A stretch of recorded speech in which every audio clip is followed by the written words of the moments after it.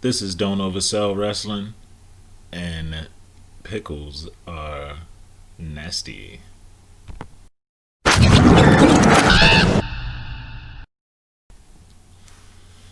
So I'm back on the what if gravy train. Um, what if Hulk Hogan would have never left WWF in the early 90s?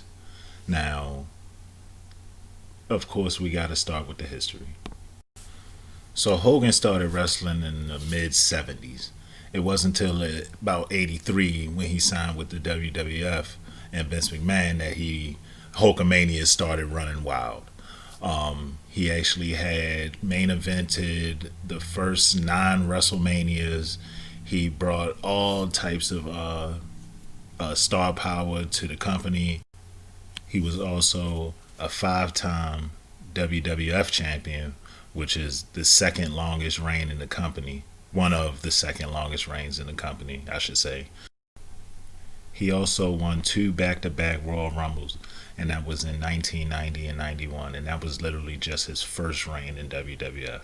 It wasn't until 93, 92 that he had left, went to go make movies, but then ended up signing with WCW, and we all know how that goes from there. So here goes my favorite part. What if, hypothetically, he would have stayed? And usually I would go through a timeline, but in this case, I'm going to touch on some bullet points. Not a lot of big pushes.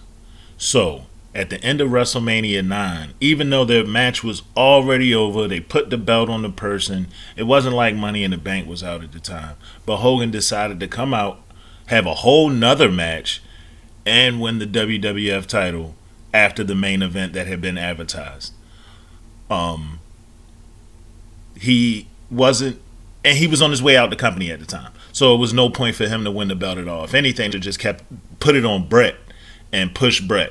But at the same time, Hogan's more worried about Hogan. If you follow Iron Sheik on any social media, he's always talking about how bad Hogan has done people in the industry. So with a lot of younger people trying to come up, even the mid-cards, the D'Lo Browns, the Godfathers, the Taka Michinokus, they might not have gotten that big push that they needed. Even the Shawn Michaels, the Takers, the Stone Colds, and Triple H's might not have gotten those big pushes that they needed in the 90s while he was gone to make it so that they had the star power that they have today.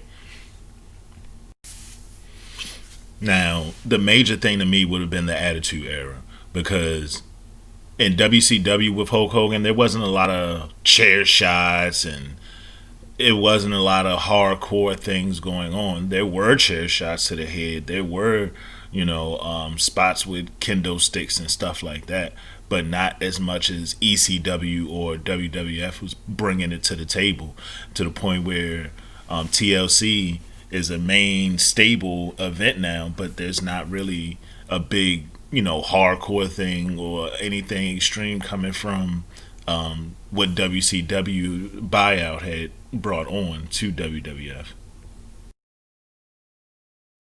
I was mostly thinking about what happened in the WWF, but on the flip side, there's a lot of good stuff happening in WCW, because without Hogan going to the WCW, Sting might have been that extra person for the NWO.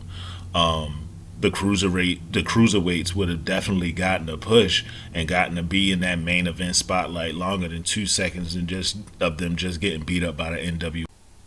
So that's finally my video. Tell me what you think in the comments. Tell me what you think he could have impacted positively or negatively in WCW or WWF. Or if you just think my video sucks and you want to let me know. You can reach me at any of these platforms. I am Doc Wrestling. This is Don't Oversell Wrestling. Thank you for watching. Like, share, and subscribe. Be safe, and I'm out.